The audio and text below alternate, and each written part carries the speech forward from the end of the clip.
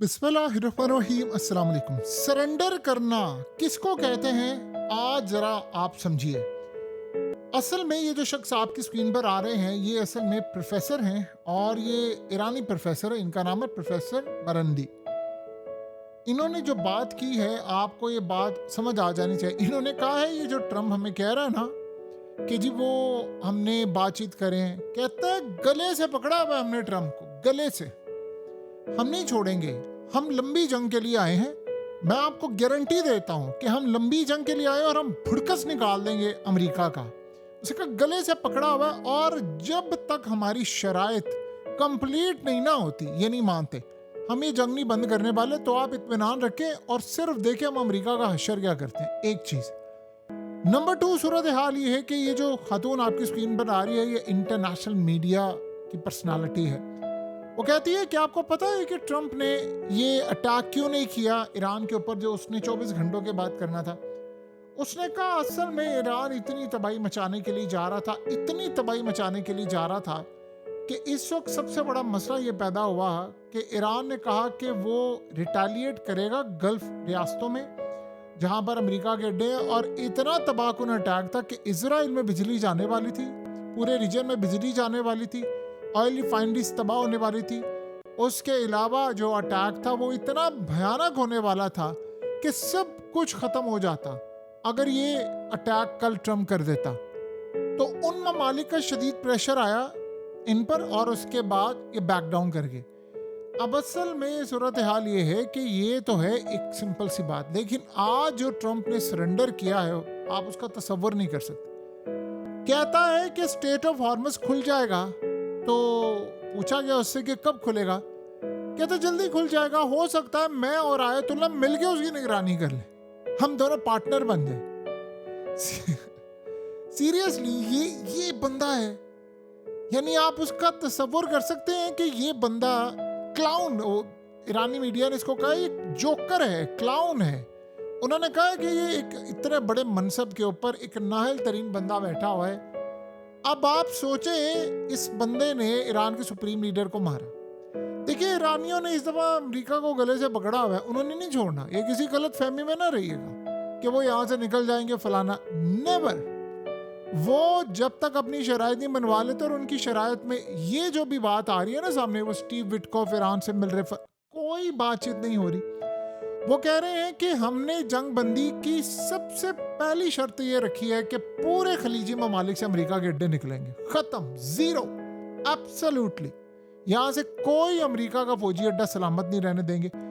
अगर इस शर्त के बाद अमेरिका कहता है नहीं, तो आगे बात ही नहीं बढ़ेगी, हम जंग बंद ही नहीं करेंगे। ये जो है नंबर 1 शर्त। अब अगली जो शर्त है उसमें आप हमारा नुकसान पूरा करेंगे।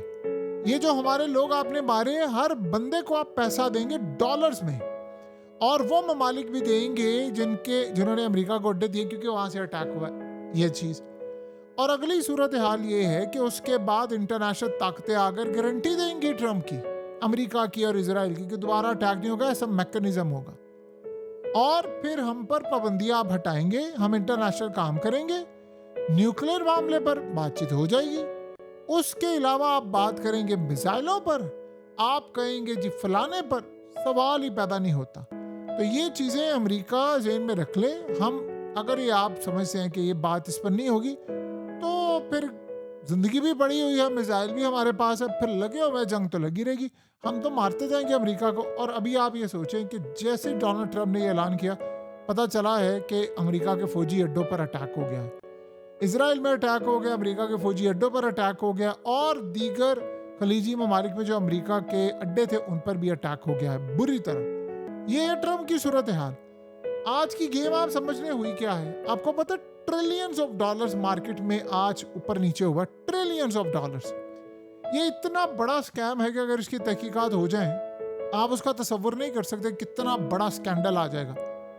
जब पूरी तरह सुबह मार्केट ओपन होती है, टोटली मार्केट क्रैश, चाइना में क्रैश, हांगकांग में क्रैश, लंदन सेशन क्रैश, सारी जगहों पर क्रैश, बुरी तरह मार्केट क्रैश हो रही थी। उस वक्त कुछ प्लेयर्स आते हैं मार्केट के अंदर, उस क्रैश हुई मार्केट को बाय करते हैं, और वो ट्रम्प के दोस्त हैं, ट्रम्प के इर्द गिर्द के लोग हैं, उसको इनसाइडर बोलते हैं। इन लोगों ने बाई की मार्केट के अंदर।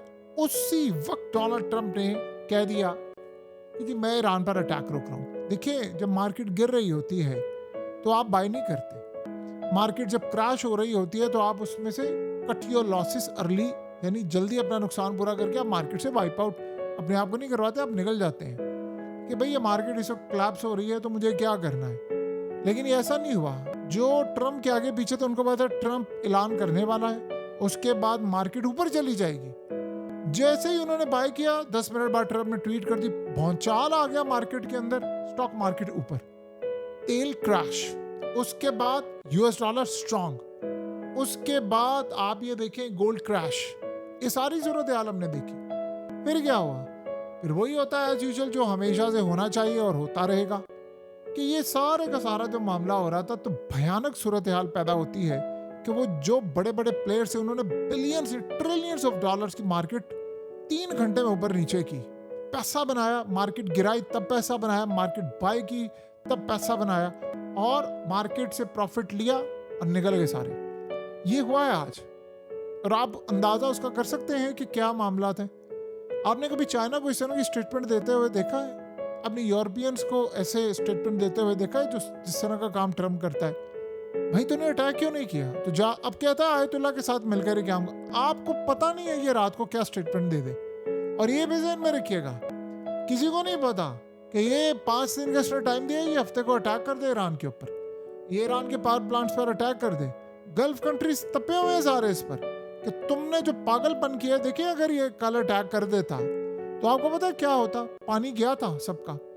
पूरे का पूरा जो गल्फ रीजन है डिसैलिनेशन प्लांट के ऊपर चलता है। जो समंदर का पानी है उसको फिल्टर करके, उनके पास पानी नहीं है। बिजली गई तो आप बताएं काम होगा? सारे एक्सपर्ट रहते हैं पूरे रीजन के अंदर। और स्टॉक मार्केट क्रैश, कोई खरीदेगा? आप बताइए। जब एक दफा इलेक्ट्रिसिटी चली जाती है, ब्लैकआउट हो जाता है, या आपको क्या लगता है सुबह जाकर ठीक हो जाएगा? इसको साल लग जाते हैं। लेबनान से बुरा हाल हो जाना था, वेनेजुएला से बुरा हाल हो जाना था, पाकिस्तान से बुरा इसका हाल हो जाना था। तो ये ज़हन में रखिएगा, ये इतना आसान नहीं है जितना लोगों ने समझा हुआ है। और ये सब कुछ एक दिन में होने वाला था। इन सब ने जो इनको धमकियां दी हैं ट्रंप को, अब आपको ये बात समझ आएगी क्यों सारे कह रहे। ये असल में ट्रंप ऑयल मार्केट को मैनेज करना चाहता है। ये जो बात कही है, देखिए मार्केट के अंदर खबर क्या है? खबर ये है कि स्ट्रेट ऑफ हॉर्मस नहीं खुला। इन्होंने कहा ईरान से बातचीत करें, ईरान के हम तो कर ही नहीं रहे। और फिर झूठी खबरें कि जी फलाना मुस्लिम मुल्क वो बात कर रहा, फलाना कर रहा, कोई नहीं कर रहा। ईरान ने किसी से बात नहीं करनी। देखिए प्रेसिडेंट की जहां तक बात है ना, ईरान के प्रेसिडेंट, उसकी कोई वैल्यू नहीं है। ईरान के फॉरेन मिनिस्टर बड़े एक डिसेंट आदमी है, बड़े अच्छे डिप्लोमेट हैं, लेकिन उनकी भी कोई वैल्यू नहीं है। वैल्यू सिर्फ इस वक्त 2 बंदों की है, एक आयतुल्ला अली खामनाई और एक फौज के अंदर टॉप लेवल का बंदा। दूसरी किसी की कोई वैल्यू नहीं है। और ट्रंप क्या कह रहा है? ट्रंप कहता है कि मैं आपको नाम नहीं बता सकता, वो मारा जाएगा जिससे हमारी बातचीत हो रही है। और वो कहता है वो आयतुल्ला नहीं है। भाई आयतुल्ला नहीं है, बाकी जो सारे फिक्स मशीन है उनका काम है पैगाम एक जगह से दूसरी जगह देना। तो आयतुल्ला के अलावा तुमने किससे बात करनी है? दूसरी बात ये है कि वो मारा जाएगा से क्या मुराद है? ईरान तो नहीं मारने वाला, बकौल तुम्हारे तुम भी नहीं मारने वाले, तो फिर कौन मारने वाला है? जिसने अली रिजानी को मारा है ताकि बातचीत ना हो सके, कौन? इजराइल। अगर तुम्हें इतना ही डर है कि इजराइल उसको मार देगा तो फिर समझ लो कि भाई ये जंग नहीं रुकने वाली, क्योंकि उसने तुम्हें रोकने नहीं देनी। तो ये जो पागलपन आप लोगों ने क्रिएट किया हुआ है पूरी दुनिया के अंदर, बेवकूफ बनाया हुआ सबको, ये हो जाएगा, वो कर लेंगे, ये कर लेंगे। इन लोगों ने पूरी दुनिया को पागल बना लिया है। देखिए ईरान ने इस दफा नहीं ये जंग रोकनी, ज़हन में रखिएगा। जो ईरान की स्ट्रेटजी है इस दफा, उसको आप समझे, उनकी मिलिट्री डॉक्ट्राइन समझे। वो इसका परमानेंट सोल्यूशन चाह रहे हैं। परमानेंट सोल्यूशन कैसे? वो कह रहे हैं कि अमेरिका के अड्डे यहाँ से उड़ा दें, फारिग करें हमेशा के लिए। ये काम आज के बाद ये खत्म करके सांस लेंगे। और ईरान समझता है इससे बेहतर मौका हमें नहीं मिलेगा।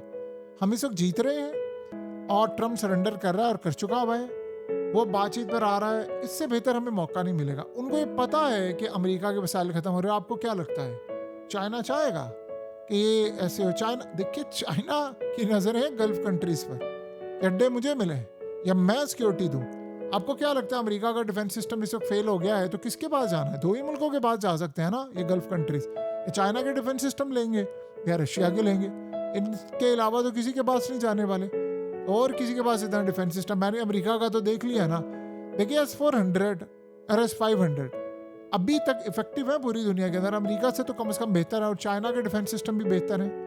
ये सारी जो जंग लड़ी जा रही है, बच्चे बच्चे को पता है रशिया और चाइना इनकी बैक पर है, और कैसे उन्होंने इनकी मदद की हुई है इंटेलिजेंस मामले पर, और ईरान लड़ा है, वरना ईरान इतनी कामयाबी कैसे हासिल कर सकता है। लेकिन जो मर्जी कहें, कामयाबी तो ऑफकोर्स ईरान की ही है, चाहे छुपे हुए।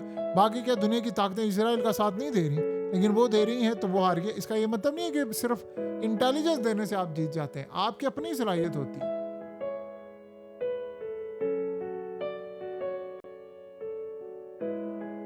हकीकत टीवी को सब्सक्राइब करना मत भूलें, वीडियो को लाइक करें, शेयर करें और कमेंट सेक्शन में अपनी राय का इजहार ज़रूर करें।